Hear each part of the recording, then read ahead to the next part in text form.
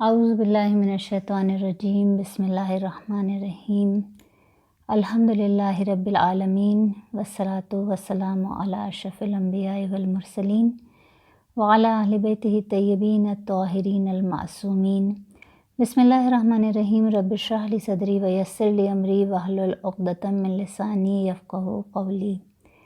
تمام تعریفیں، تمام حمد و ثنا اس پاک پروردگار کے لیے کہ جو تمام جہانوں کا خلق کرنے والا اور پالنے والا ہے، اور تمام درود و سلام محمد و آل محمد کے لیے کہ جو وجہ تخلیق کائنات ہیں۔ السلام علیکم ورحمۃ اللہ وبرکاتہ۔ سورہ بقرہ کی لاسٹ سیشن کا اختتام ہمارا آیت نمبر 36 پر ہوا تھا، اور آج ہم آغاز کر رہے ہیں آیہ مبارکہ فَتَلَقَّى آدَمُ مِن رَبِّهِ كَلِمَاتٍ فَتَابَ عَلَيْهِ إِنَّهُ هُوَ التَّوَّابُ الرَّحِيمُ۔ 37ویں آیت 37 آیت ہے سورہ البقرہ کی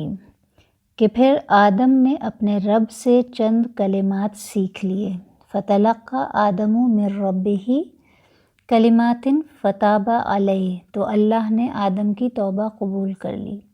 انہ هو التواب الرحیم، بے شک وہ بڑا توبہ قبول کرنے والا ہے۔ گزشتہ سیشن میں ہم نے جو اختتام کیا 36ویں آیہ مبارکہ پر کہ جس میں حضرت آدم علیہ السلام اور جناب حوا کو یہ حکم دیا جا رہا تھا خداوند متعال کی جانب سے کہ اب تم دونوں زمین پر اترو اور ایک مقررہ وقت تک وہاں قیام کرو، اور یہی دنیا کی زندگی تمہارے لیے آخرت کی زاد راہ تیار کرنے کی جگہ قرار پائے گی۔ اور اس وقت حضرت آدم علیہ السلام نے اس حقیقت کا احساس کیا کہ ان کا یہ عمل درست نہیں تھا اور انہوں نے اپنے اوپر بہت ظلم کیا ہے۔ تب فوراً دونوں نے بارگاہ خداوندی میں اپنی تقصیر کا اعتراف کیا تھا، یہ کہتے ہوئے کہ قال ربنا ظلمنا انفسنا وان لم تغفر لنا وترحمنا لنکونن من الخاسرین، کہ دونوں نے کہا پروردگار ہم نے اپنے آپ پر ظلم کیا ہے، اور اگر تو نے ہمیں معاف نہ کیا اور ہم پر رحم نہ کیا تو ہم نقصان اٹھانے والوں میں سے ہو جائیں گے۔ مگر اللہ کی جانب سے ابھی توبہ قبول نہیں ہوئی۔ انہوں نے اپنے طور پر ندامت و حسرت کا اقرار بھی کیا، اپنے اوپر ظلم کا اعتراف بھی کیا، مغفرت کی درخواست بھی کی، لیکن شاید یہ سب توبہ کی قبولیت کے لیے کافی نہیں تھا۔ مگر کیونکہ اللہ رب العزت جو 70 ماؤں سے زیادہ اپنے بندوں سے محبت کرتا ہے، وہ رب اپنے بندے کو جب نادم اور شرمسار دیکھتا ہے نا تو اس کی ساری خطاؤں کو ایک لمحے میں بھول جاتا ہے، اور اپنے بندے کو ہدایت اور کامیابی کا وہ راستہ دکھاتا ہے کہ جس پر چل کر وہ بآسانی اپنی منزل تک پہنچ جاتا ہے۔ اب کیونکہ حضرت آدم علیہ السلام سب سے پہلے انسان بھی ہیں اور سب سے پہلے ہادی برحق بھی، نائب خدا بھی ہیں، اللہ کی زمین پر سب سے پہلی حجت بھی ہیں، یعنی سب سے پہلے نبی بھی ہیں، لہٰذا ان کی ہدایت کے لیے، ان کی رہنمائی کے لیے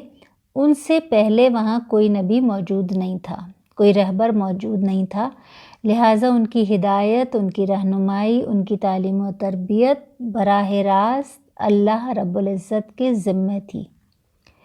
لہٰذا یہی بات اس آیہ مبارکہ میں کچھ اس طرح سے بیان کی جا رہی ہے کہ فَتَلَقَّى آدَمُ مِن رَبِّهِ كَلِمَاتٍ، کہ پھر آدم نے اپنے رب سے چند کلمات سیکھ لیے۔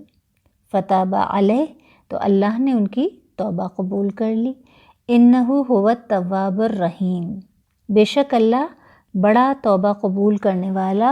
مہربان ہے۔ اب یہاں آگے بڑھنے سے پہلے کہ وہ کون سے کلمات تھے جو حضرت آدم علیہ السلام نے اپنے رب سے سیکھے اور جن کی بنیاد پر ان کی توبہ قبول ہوئی، تو اس سے پہلے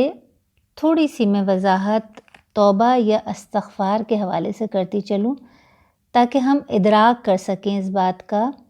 کہ جب تک ہماری سانسیں چل رہی ہیں کتنی بڑی بلیسنگ ہے یہ ہمارے لیے اللہ رب العزت کی جانب سے کہ اس نے ہمارے لیے توبہ کا دروازہ کھلا رکھا ہے۔ بڑے سے بڑے گنہگار کے لیے بھی توبہ کا دروازہ بند نہیں ہوتا۔ اور ذرا تصور کیجئے تھوڑی دیر کے لیے کہ وہ رب کتنا مہربان ہے کہ جو ہمارے بڑے سے بڑے گناہ کے بعد بھی ہمیں 7 گھنٹے کی مہلت دیتا ہے،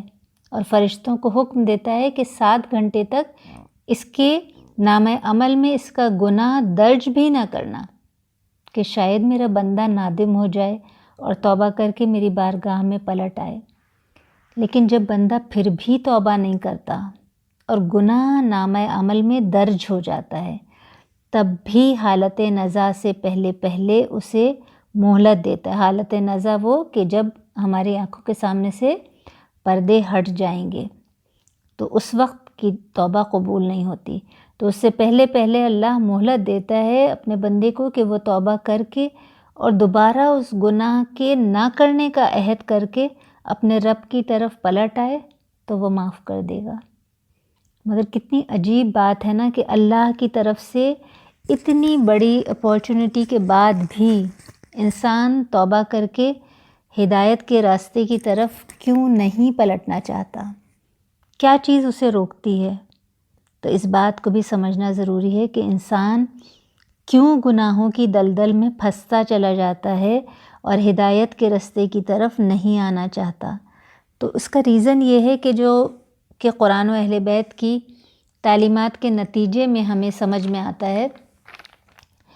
کہ ہر گناہ انسان کے اوپر اپنے کچھ اثرات چھوڑتے ہیں۔ جتنے بھی گناہ ہم کرتے ہیں، ہر گناہ ایک اثر رکھتا ہے، اس کا ایک اثر ہوتا ہے۔ جیسے مثال کے طور پر دوا کے کچھ سائیڈ ایفیکٹ ہوتے ہیں نا، مثلا ہم کھاتے تو درد کی گولی ہیں، اب وہ گولی وقتی طور پر تو ہمیں سکون فراہم کر دیتی ہے، مگر اس کے سائیڈ ایفیکٹس کے نتیجے میں کبھی ہمارے گردے خراب ہونا شروع ہو جاتے ہیں، کبھی لنگس خراب، کبھی کچھ خراب۔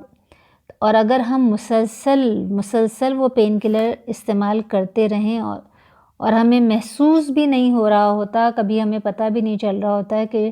جب اس اسٹیج پر پہنچ جاتے ہیں کہ جب یا تو ڈائلیسس کی نوبت آ چکی ہوتی ہے یا ٹرانسپلانٹ کی نوبت آ چکی ہوتی ہے، اور اسی طرح مختلف دواؤں کے مختلف اعضاء پر برے اثرات مرتب ہوتے ہیں جو فوری طور پر محسوس نہیں ہو رہے ہوتے۔ لیکن جس طرح ان دواؤں کے اثرات جسمانی اعضاء پر ہوتے ہیں، اسی طرح گناہوں کے مضر اثرات ہمارے قلب پر اور ہماری روح پر ہوتے ہیں، اور وہ اس طرح ہمارے قلب اور روح کو ڈیمیج کرتے ہیں کہ انسان کے قلب میں شقاوت آ جاتی ہے، انسان شقی ہو جاتا ہے، اس سے توبہ کی توفیق سلب کر لی جاتی ہے۔ ایسے لوگوں کے دلوں پر مہر لگ جاتی ہے، ان کا قلب پھر ہدایت کو قبول کرنے پر آمادہ ہی نہیں ہوتا، ان کے دل سخت ہو جاتے ہیں مسلسل خدا کی نافرمانی اور اپنے نفس کی پیروی کرنے کی وجہ سے۔ جیسے کہ مشہور ایک واقعہ ہے کہ کسی نے واقعہ کربلا کے بعد امام زین العابدین علیہ السلام سے سوال کیا کہ اللہ نے اگر توبہ کا دروازہ سب کے لیے کھلا رکھا ہے تو کیا شمر کی توبہ قبول ہو سکتی ہے؟ امام سجاد علیہ السلام نے جواب دیا کہ ہاں، اس کی بھی توبہ قبول ہو سکتی ہے، مگر وہ توبہ کرے گا نہیں۔ کیوں؟ کیونکہ اللہ اسے توبہ کی توفیق نہیں دے گا، اسے توبہ کی توفیق اللہ کی طرف سے نصیب نہیں ہوگی۔ اب کتنا بڑا گناہ کیا ہے اس نے، نواسۂ رسول صلی اللہ علیہ وسلم کو قتل کیا ہے، اور وہ شخص پوچھ رہا ہے کہ کیا اس کی توبہ قبول ہو سکتی ہے؟ اور مولا کہہ رہے ہیں ہاں بالکل قبول ہو سکتی ہے، مگر وہ توبہ نہیں کرے گا۔ بس اس نقطے کو سمجھ لیں تو آگے بڑھتے ہیں کہ جیسے کہ میں نے عرض کیا کہ ہر دوا ہمارے جسم پر اپنے مضر اثرات چھوڑتی ہے، اپنی ڈوز کے حساب سے، اپنی پوٹینسی کے حساب سے کہ 10 mg کی ہے، 20 mg کی ہے، 50 mg کی ہے یا 500 mg کی ہے، سب کے اثرات مختلف ہوں گے، اور پھر کتنے عرصے سے ہم مسلسل استعمال کر رہے ہیں اس کے اثرات بھی مختلف ہوتے ہیں۔ تو بس اسی طرح گناہوں کے اثرات بھی ہیں، کتنا چھوٹا گناہ ہے، کتنا بڑا گناہ ہے، سب کے اثرات مختلف ہیں، کتنے عرصے سے گناہوں میں ملوث ہیں، سب کے اثرات مختلف ہوتے ہیں۔ بعض گناہوں کے بعد توبہ کی توفیق نصیب ہو جاتی ہے، انسان ہدایت کی طرف پلٹ بھی آتا ہے، اور کبھی کبھی ایسا پلٹتا ہے کہ اللہ اسے اس طرح پاک کرتا ہے اور وہ مقام عطا کر دیتا ہے کہ جو کبھی گناہ نہ کرنے والے بھی حاصل نہیں کر پاتے، کیونکہ جس نے کبھی گناہ نہیں کیا اس نے تو گناہ کی لذت چکھی ہی نہیں، لیکن جو گناہوں کی زندگی کو ترک کر کے اور توبہ کر کے اگر ظلم اپنے اوپر کیا ہے تو اس کا اعتراف کر کے، اور اگر دوسروں پر کیا ہے تو اس کی تلافی کر کے جب کوئی بارگاہ رب العزت میں واپس پلٹتا ہے تو اس کے ایک قدم کے اٹھتے ہی اللہ رب العزت 10 قدم آگے بڑھ کر خود آتا ہے۔ اگر وہ چلتا ہوا آتا ہے تو اللہ دوڑتا ہوا آتا ہے اور اپنے اس بندے کو تھام لیتا ہے۔ اللہ اکبر۔ اسی لیے اللہ کی رحمت سے کبھی مایوس نہیں ہونا چاہیے، کیونکہ اس کی رحمت کی صفت اس کی ہر صفت پر حاوی ہے۔ اچھا، اب آ جاتے ہیں اس نقطے کی طرف کہ وہ کون سے کلمات تھے جو حضرت آدم علیہ السلام نے سیکھ لیے اپنے رب سے اور جن کے نتیجے میں ان کی توبہ قبول ہوئی۔ اب ان کلمات سے مراد کیا ہے؟ اس سلسلے میں مفسرین میں اختلاف ہے۔ کچھ کے اقوال کا خلاصہ یہ ہے کہ ان کلمات سے مراد وہی جملے ہیں جن کا ذکر قرآن کریم میں موجود ہے سورہ اعراف میں کہ قال ربنا انفسنا وان لم تغفر لنا وترحمنا لنکونن من الخاسرین، کہ دونوں نے کہا پروردگار ہم نے اپنے آپ پر ظلم کیا ہے، اور اگر تو نے ہمیں معاف نہ کیا اور ہم پر رحم نہ کیا تو ہم نقصان اٹھانے والوں میں سے ہو جائیں گے۔ بعض مفسرین کہتے ہیں کہ اس سے مراد کچھ اور کلمات ہیں جن کا ذکر قرآن کریم میں نہیں آیا ہے، مگر حضرت آدم علیہ السلام نے بارگاہ خداوندی میں اپنی زبان پر کچھ کلمات جاری کیے تھے۔ قرطبی میں قول یہ ہے کہ حضرت آدم علیہ السلام نے عرش پر محمد الرسول اللہ صلی اللہ علیہ وآلہ وسلم لکھا ہوا دیکھا تھا تو اس نام مبارک کو شفیع قرار دیا۔ در منصور میں ابن نجار نے ابن عباس سے روایت کی ہے کہ میں نے رسول اللہ صلی اللہ علیہ وآلہ وسلم سے جب ان کلمات کے بارے میں سوال کیا کہ جن کی وجہ سے حضرت آدم علیہ السلام کی توبہ قبول ہوئی، تو آپ صلی اللہ علیہ وآلہ وسلم نے فرمایا کہ سألا بحق محمد وعلی وفاطمۃ والحسن والحسین الا تبت علیہ فتابا علیہ، کہ آدم علیہ السلام نے محمد صلی اللہ علیہ وسلم، علی، فاطمہ، حسن اور حسین علیہ السلام کا واسطہ دے کر سوال کیا کہ پروردگار ان ہستیوں کے وسیلے سے میری توبہ قبول کر لے، چنانچہ ان کی توبہ قبول ہوئی۔ اور یہ روایت بھی اسی کتاب میں جو اہل سنت کی ہی مشہور تفسیر کی کتاب میں سے ایک کتاب ہے در منصور، اسی میں ایک روایت حضرت علی علیہ السلام سے بھی منقول ہے کہ رسول اللہ صلی اللہ علیہ وآلہ وسلم سے جب ان کلمات کے بارے میں سوال کیا تو انہوں نے فرمایا کہ اللہم انی اسألک بحق محمد وآل محمد سبحانک لا الہ الا انت عملت سوءا وظلمت نفسی فاغفر لی انک انت الغفور الرحیم، کہ اللہم انی اسألک بحق محمد وآل محمد، اے اللہ میں محمد و آل محمد علیہ السلام کے حق کا واسطہ دے کر تجھ سے سوال کرتا ہوں، سبحانکا پاک و منزہ ہے تیری ذات، لا الہ الا انتا تیرے سوا کوئی معبود نہیں، عملت سوءا وظلمت نفسی میں نے برا کیا اور اپنے آپ پر ظلم کیا، فاغفر لی بس مجھے بخش دے، انک انت الغفور الرحیم بے شک تو غفور الرحیم ہے۔ اور ائمہ اہل بیت علیہ السلام کی متعدد روایات اسی معنی پر موجود ہیں کہ کلمات سے مراد یہاں پنجتن پاک علیہ السلام ہیں۔ یہاں اختصار کی خاطر میں نے چند روایات کے حوالے بیان کیے، ورنہ بے شمار روایات اس سلسلے میں موجود ہیں۔ اب بڑھتے ہیں آیت نمبر 38 یعنی 38 کی جانب، کہ پروردگار عالم ارشاد فرما رہا ہے کہ قُلْ نَهْبِطُوا مِنْهَا جَمِيعًا فَإِمَّا يَأْتِيَنَّكُم مِّنِّي هُدًى فَمَن تَبِعَ هُدَايَ فَلَا خَوْفٌ عَلَيْهِمْ وَلَا هُمْ يَحْزَنُونَ، کہ پھر ہم نے کہا تم سب یہاں سے نیچے اتر جاؤ، پھر اگر میری طرف سے کوئی ہدایت تم تک پہنچے تو جس نے میری ہدایت کی پیروی کی پھر انہیں نہ تو کوئی خوف ہوگا اور نہ ہی وہ غمگین ہوں گے۔ اب یہی قُلْنَا اهْبِطُوا یعنی نیچے اتر جانے کا حکم ایک مرتبہ توبہ قبول ہونے سے پہلے بھی آیا تھا، جو گزشتہ سیشن میں نے بیان کیا، اور اب توبہ قبول ہو جانے کے بعد بھی حضرت آدم علیہ السلام کو یہی حکم دیا جا رہا ہے، مگر یہاں حضرت آدم علیہ السلام کو ان کی اولاد سمیت ان کی ذمہ داریوں کی طرف متوجہ کرایا جا رہا ہے کہ اب جب کہ تم زمین پر اترو گے، جو کہ شریعت الہیہ کے نفاذ کا مقام ہے، تو وہاں تمہیں اور تمہاری اولاد کو خدا کی جانب سے ہدایت کے اسباب فراہم کیے جائیں گے،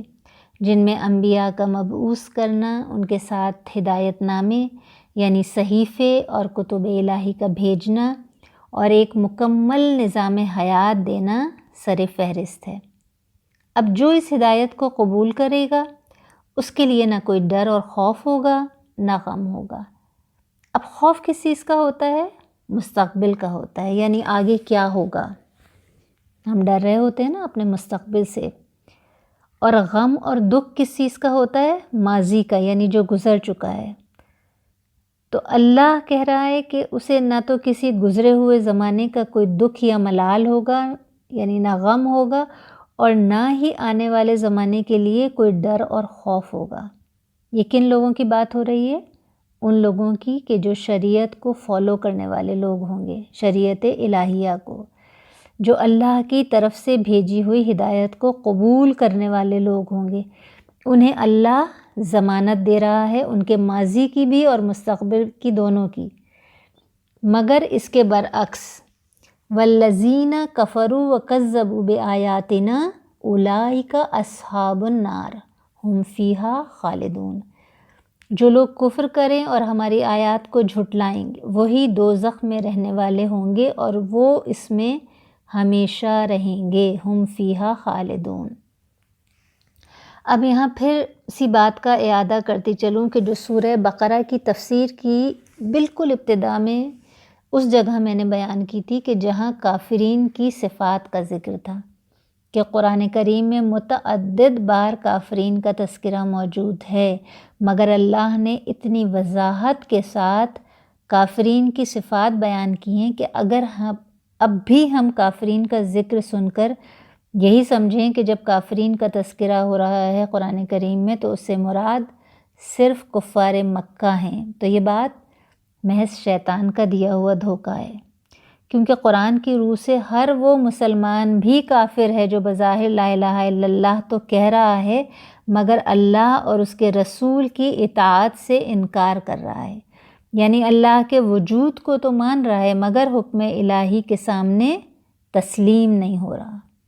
اور آج ہمیں اپنے معاشرے میں یہ سب کچھ عملی طور پر بہت واضح نظر آ رہا ہے، جیسے کہ ابھی جو کہ رمضان المبارک کے مقدس اور محترم مہینے میں ہم داخل ہونے جا رہے ہیں چند دنوں کے بعد، تو ہمیں مسلمانوں کے پھر وہی کرتوت نظر آئیں گے جو کافر معاشرے میں بھی نظر نہیں آتے، کہ ابھی کس طرح ذخیرہ اندوزی، مہنگائی اور رشوت کا بازار گرم ہوگا۔